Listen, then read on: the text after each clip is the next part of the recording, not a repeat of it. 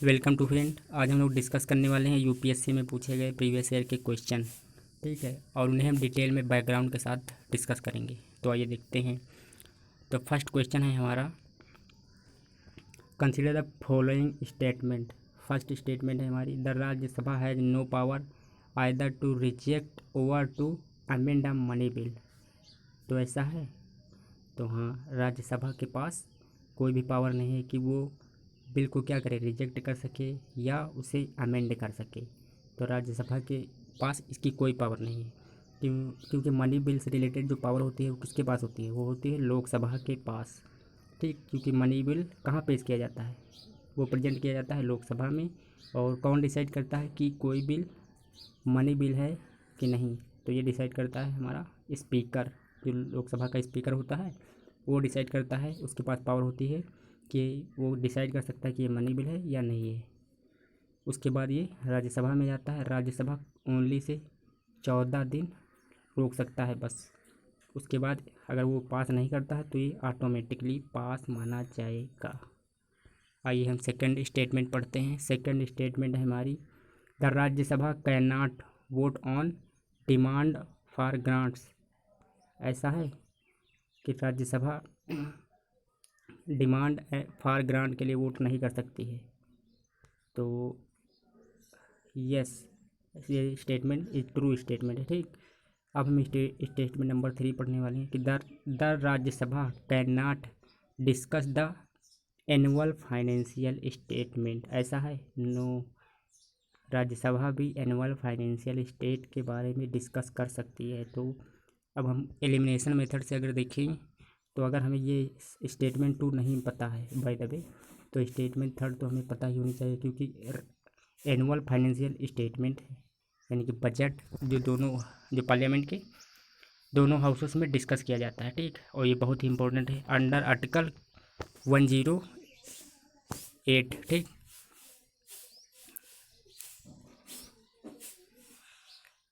Sorry, under article 112। ठीक है, उसके अंतर्गत भी हमारा एनुअल फाइनेंशियल स्टेटमेंट जो है क्या रिलीज की जाती है। ठीक, प्रेजेंट किया जाता है पार्लियामेंट हाउस में। ठीक, अगर बात करें मनी बिल की तो 110 मनी बिल से बात करें तो जो हमारा आर्टिकल नंबर 1010 है, ये मनी बिल से रिलेटेड है। और जो हमने आर्टिकल 108 बताया है वो ज्वाइंट सिटिंग से रिलेटेड है कि जब राज्यसभा और लोकसभा के बीच में कोई मतभेद हो जाता है तो ज्वाइंट सिटिंग बुलाई जाती है। ठीक, और उसे हेड कौन करता है, वो हेड करता है स्पीकर। लोकसभा का स्पीकर के द्वारा उसे हेड किया जाता है।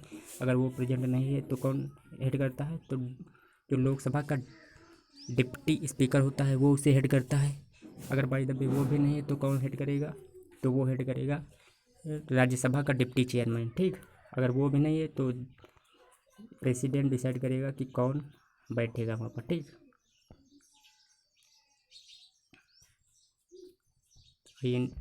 तो इस तो अगर स्टेटमेंट नंबर हमारी 3 रॉन्ग है, इसका मतलब ये गलत, ट्रू कौन है, तो which of the statement are correct. तो statement number 1 and 2 is the correct answer. क्योंकि यहाँ पर राज्यसभा कैन वोट कर सकती है डिमांड फॉर ग्रांट के लिए। डिमांड फॉर ग्रांट होता क्या है कि जब हमारा एनुअल फाइनेंशियल स्टेटमेंट ठीक पास यानी कि पेश की जाती है पार्लियामेंट में, तो उस समय तो उस 1 महीने के लिए यानी कि हमारा जो फाइनेंशियल ईयर होता है वो कब से कब तक है, तो 1 अप्रैल से लेकर 31 मार्च तक हमारा फाइनेंशियल ईयर होता है। और बजट हमारा आ जाता है 1 फरवरी को। तब 1 फरवरी से और मार्च तक के बीच में जो समय होता है, ठीक, 31 मार्च तक, तो उसके बीच में जो फाइनेंशियल यानी कि जो गवर्नमेंट का खर्चा होता है वो कहाँ से निकल आता है, उसके लिए डिमांड फॉर ग्रांट पेश की जाती है पार्लियामेंट में। ठीक, पार्लियामेंट में पेश की जाती है जिससे जो गवर्नमेंट का खर्चा है वो निकाला जाता है टेम्परेरी टाइम के लिए। कहाँ से, कॉन्सोलिडेटेड फंड ऑफ इंडिया से। उसके बाद में जब हमारा बजट पेश हो जाता है, पास हो जाता है, तब दोनों हाउसों से तब जो है इसे डिवोल्व कर दिया जाता है और एनुअल फाइनेंशियल बजट के हिसाब से हम पैसा निकाल लेते हैं अपने कॉन्सोलिडेटेड फंड ऑफ इंडिया से। ठीक, ये सिस्टम होता है। तो आइए अब हम बात करने वाले हैं नेक्स्ट क्वेश्चन की। तो नेक्स्ट क्वेश्चन है हमारा 93। इसका मतलब ये B option is the right answer होगा हमारा। 93 की बात करें, when a bill is referred to a joint sitting, कोई बिल क्या करता है, रेफर करता है जॉइंट सिटिंग को of both houses of parliament, it has to be passed by, किसके द्वारा, it has to be passed by. तो यहाँ पर लिखा है फर्स्ट स्टेटमेंट हमारी, a simple majority of members present and voting, एक ये है। बी यानी कि ज्वाइंट सिटिंग में जो अगर कोई बिल पास किया जाता है तो कैसे पास किया जाता है, इसके बारे में ये बताया जा रहा है। यहाँ पर स्टेटमेंट पढ़िए ध्यान से देखिए आप। तो बी स्टेटमेंट है हमारी 3/4 मेजोरिटी, यानी 3/4 मेजोरिटी होनी चाहिए मेंबर प्रेजेंट एंड वोटिंग के लिए, या 2/3 मेजोरिटी ऑफ द हाउस ये होना चाहिए, या absolute majority of the house. तो अगर ज्वाइंट सिटिंग हो रही है तो वहाँ पर हमें सिंपल मेजोरिटी की आवश्यकता होती है, प्रेजेंट मेंबर्स एंड वोटिंग होनी चाहिए, ठीक। तो A option is the right answer होगा हमारा। नेक्स्ट क्वेश्चन हम डिस्कस करने वाले हैं। अगर नेक्स्ट क्वेश्चन की बात करें तो यहाँ पर क्या है कि consider the following statement, the executive power of union of India, जो यूनियन गवर्नमेंट है उसकी जो एग्जीक्यूटिव पावर है is vested in the prime minister, ऐसा है, नो। एग्जीक्यूटिव पावर जो किस में वेस्टेड होती है, ये होती है काउंसिल ऑफ मिनिस्टर में, ठीक, जो हेड की जाती है प्राइम मिनिस्टर के द्वारा अंडर आर्टिकल 74, ठीक। तो यहाँ पर बात करें तो ये सेकंड नंबर की, तो the prime minister is the ex officio chairman of the civil services board. तो अगर मानो हमें ये स्टेटमेंट नहीं मालूम है, ठीक, क्या ऐसा है कि जो प्राइम मिनिस्टर है वो एक्स ऑफिसियो का चेयरमैन होता है, किसका, of the civil services board का। तो देखो यहाँ पर जो हमारा ये सेकंड स्टेटमेंट है ये रॉन्ग स्टेटमेंट है, फर्स्ट स्टेटमेंट जो है ये भी रॉन्ग स्टेटमेंट है। क्यों? क्योंकि जो एग्जीक्यूटिव पावर होती है वो किसमें वेस्टेड होती है, तो वो होती है प्राइम मिनिस्टर में, प्रेसिडेंट, ठीक, प्रेसिडेंट में ये पावर पाई जाती है, मतलब उनमें इंक्लूड होती है, उनके पास होती है, ठीक, कि वो क्या कर सकते हैं, एग्जीक्यूटिव पावर के द्वारा कोई भी ऑर्डर पास ले सकते हैं, ठीक, ये पास कर सकते हैं। स्टेटमेंट सेकंड की बात करें तो the prime minister is the ex officio chairman of the civil services board, तो नो, यहाँ पर प्राइम मिनिस्टर नहीं होगा, यहाँ पर होगा जो कैबिनेट सेक्रेटरी ऑफ द जो इस यूनियन के होते हैं, ठीक, जो कैबिनेट सेक्रेटरी होते हैं यूनियन के वो होते हैं ex officio chairman of the civil services board के, ठीक।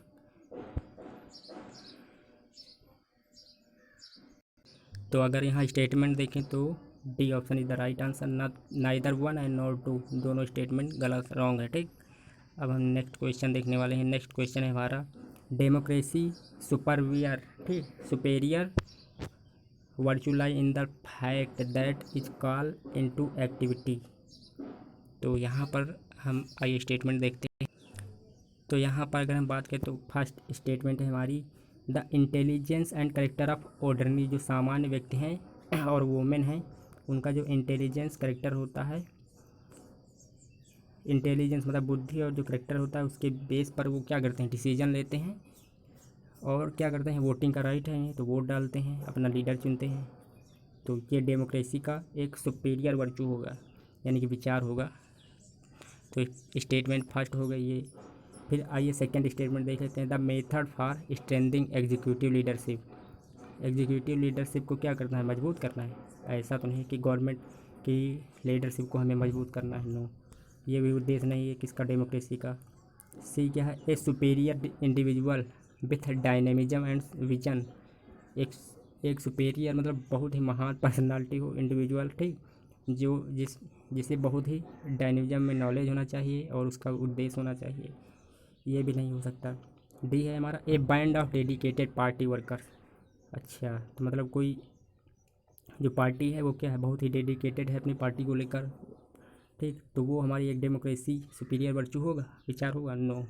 तो यहाँ पर जो स्टेटमेंट फर्स्ट हमारा जो है राइट आंसर होगा, क्योंकि जो इंटेलिजेंस और जो करेक्टर होता है जो सामान्य मनुष्य और औरत का, ठीक, यानी वोमेन का, वो एक महत्वपूर्ण रोल प्ले करता है किसमें, वोटिंग राइट में जैसे कोई सामान्य मनुष्य है वो अपनी बुद्धि और विवेक से क्या करता है, कंसाइंस माइंड से वो अपनी वोटिंग राइट को के अनुसार वोट देता है, ठीक, किसी भी पार्टी को डिसाइड करता है कि कौन सा जो हमारा लीडर है वो अच्छा है और कौन हमारे लिए सही साबित नहीं हो सकता, ठीक। तो वो उसके हिसाब से क्या करते हैं, लीडर को अपने चुनते हैं। तो first statement is the right answer, यही है हमारी डेमोक्रेसी की सबसे अगर अच्छे विचार से देखा जाए तो ये। तो 96 क्वेश्चन हम देखने वाले हैं। देखो यहाँ पर नेक्स्ट क्वेश्चन हमारा क्या है, यहाँ पर है हमारा one of the implication of equality in society is the absence of. तो वन ऑफ द इम्प्लीकेशन मतलब क्या इम्प्लीकेशन करना चाहिए अब तक, इक्वालिटी इन सोसाइटी, इस सोसाइटी में हमें क्या करना है, समानता बना के रखनी है। इज द अब्सेंस ऑफ, किसके अब्सेंस में, ठीक, अनुपस्थिति में। तो आइए देखते हैं, प्रिविलेजेस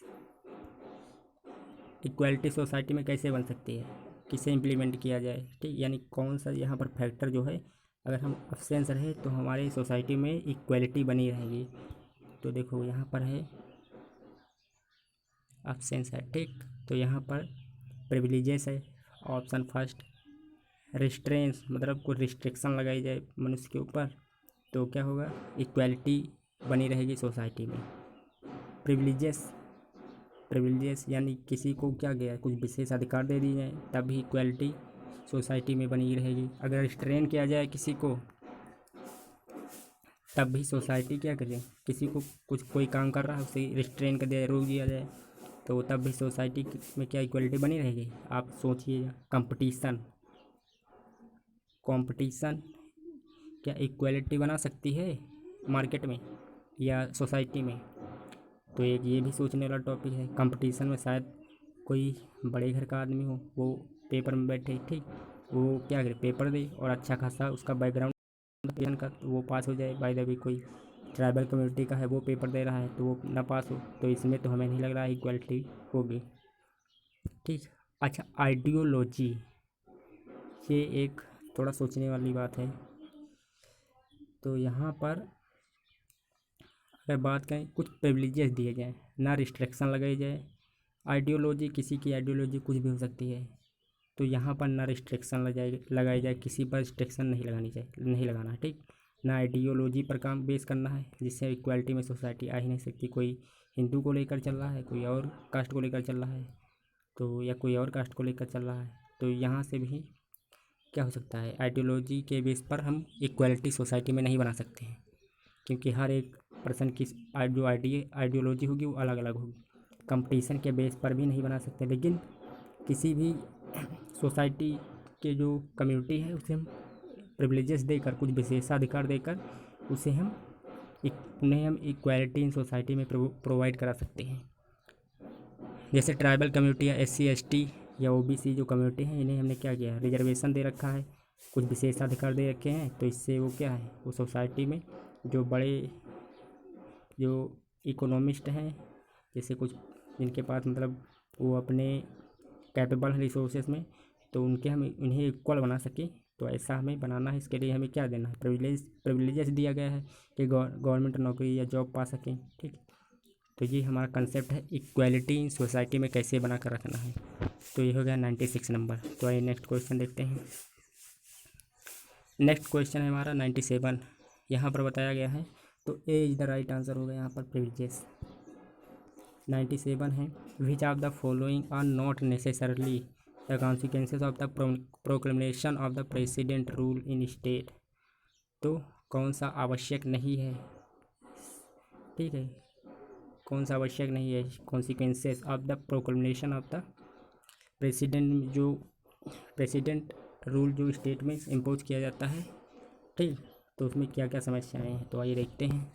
और जो आवश्यकता नहीं है तो यहाँ पर देखो क्या है, स्टेटमेंट फर्स्ट है हमारी, dissolution of state legislative assembly. ये है स्टेटमेंट फर्स्ट की, जो स्टेट लेजिस्लेटिव असेंबली है उसे डिजोल्व कर दिया जाए जब प्रेसिडेंट रूल लगता है स्टेट में। सेकंड क्या है, removal of the council of mister in the state, एक सेकेंड स्टेटमेंट ये है। थर्ड है dissolution of the local bodies, यहाँ पर अगर प्रेसिडेंट रूल लगता है तो यहाँ पर ये तो हमारा डिजोल्व कर सकते हैं लेजिस्लेटिव असेंबली को, लेकिन यहाँ पर removal of council of minister in state ये नहीं कर सकते हैं, क्योंकि जो काउंसिल ऑफ मिनिस्टर होती है स्टेट की, वो क्या करती है, वो जो हमारे गवर्नर होते हैं उन्हें क्या करती है, एड एंड एडवाइस देती है। जैसे यूनियन में अगर बात करें तो हमारे प्रेसिडेंट जो होते हैं वो क्या करते हैं, एड एंड एडवाइस लेते हैं किससे, काउंसिल ऑफ मिनिस्टर से। अगर जो हमारी जो पार्लियामेंट है यानी कि जो लोकसभा है वो डिजोल्व होती है तो वहाँ पर जो काउंसिल ऑफ मिनिस्टर होती है वो तब उसके पास पावर नहीं होती, लेकिन वो तब तक बनी रहती है जब तक नया इलेक्शन होकर ना जाए, ठीक, तब तक वो काउंसिल ऑफ मिनिस्टर बने रहते हैं। क्या करने के लिए, एड एंड एडवाइस देने के लिए, किसको, प्राइम मिनिस्टर को, प्राइम मिनिस्टर सॉरी प्रेसिडेंट को, ठीक, क्योंकि जो प्रेसिडेंट होते हैं वो एड एंड एडवाइस पर काम करते हैं, किसके, वो काउंसिल ऑफ मिनिस्टर के एड एंड एडवाइस पर काम करते हैं। बट लेकिन जब जो लोकसभा डिजोल्व हो गई है और अगर वो काउंसिल ऑफ मिनिस्टर जो है प्रेसिडेंट को क्या कर रही है, एडवाइस दे रही है, तो वो एडवाइस प्रेसिडेंट पर बाइंडिंग नहीं होगी। अगर कोई नया इलेक्शन हुआ, जनरल इलेक्शन, और वहाँ से फिर कोई पार्टी जीत कर आई और उसने काउंसिल ऑफ मिनिस्टर क्रिएट की, तो जो ये काउंसिल ऑफ मिनिस्टर होगी जो ये एडवाइस देगी प्रेसिडेंट को, वो प्रेसिडेंट पर क्या होगी, बाइंडिंग होगी। और यही सेम पैटर्न स्टेट में होता है।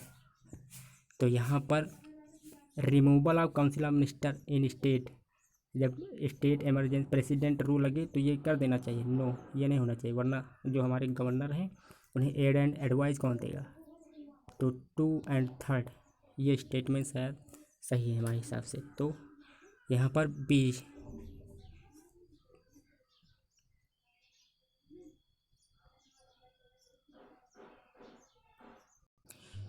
ठीक है। तो यहाँ पर बोला जा रहा है कि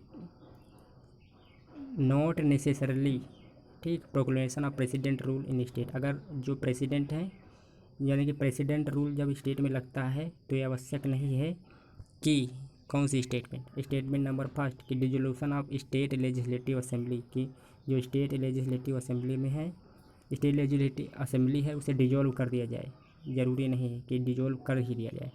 और सेकंड नंबर है कि जो डिसोल्यूशन ऑफ लोकल बॉडीज ये भी नेसेसरी नहीं है, ठीक, कि इसे डिजोल्व किया जाए। तो डिसोल्यूशन ऑफ लोकल बॉडीज ये भी नहीं नेसेसरी है, dissolution of state legislative assembly ये भी नेसेसरी नहीं कि इसे डिजोल्व कर दिया जाए। तो यहाँ पर बचा क्या, स्टेटमेंट नंबर 2 क्या है कि removal of council of minister in state. हाँ, जो लेजिस्लेटिव असेंबली है वो अपनी काउंसिल ऑफ मिनिस्टर को रिमूव कर सकती है, तो ये हो सकता है।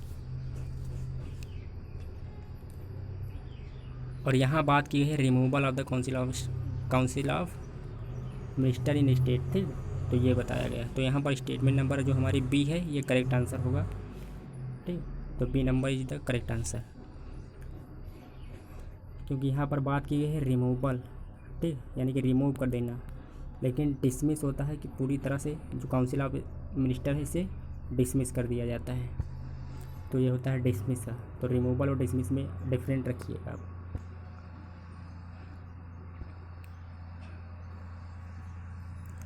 तो ये रहा आज का लेक्चर फ्रेंड्स। तो आपको कोई क्वेश्चन कैसे लगी, अगर आपको पसंद आए हुए तो लाइक कीजिए, मेरे चैनल को शेयर कीजिए, सब्सक्राइब कीजिए। थैंक यू फ्रेंड्स, तब तक के लिए धन्यवाद, मिलते हैं नेक्स्ट लेक्चर में।